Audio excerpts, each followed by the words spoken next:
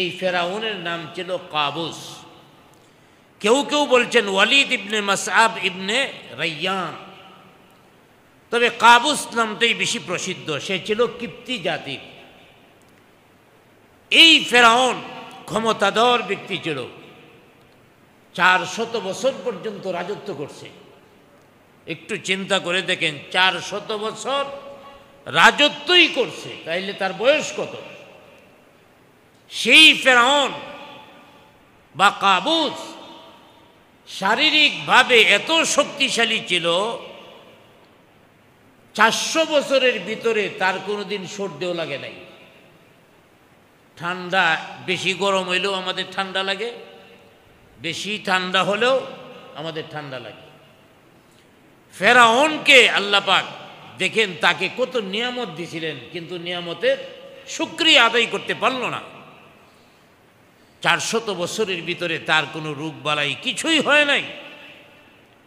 400 বছর অতিক্রম হওয়ার পরে চিন্তা করলো, আমার কখনো জ্বর আসে না, মাথা ব্যথা হয় না, ছোটোখাটো কোনো রোগ নাই, তাইলে আমি তো আর সাধারণ ব্যক্তি না, শুধু দেশের ফেরাউন, এটা তো হতে পারে না।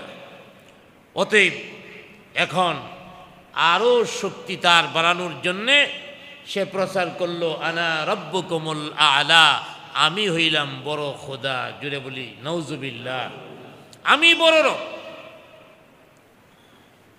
সেই ফেরাউন যখন মিশরের মধ্যে ঘোষণা করে দিল, আমি হলাম বড় রব, আমি হলাম আনা রব্বুকুমুল আলা। ফেরাউন যেহেতু কিপ্তি বংশের ছিল, যার কারণে কিপ্তি বংশের সব লোকেরা ফেরাউনের কথা মেনে নিল, ফেরাউনকে রব হিসাবে মেনে নিল।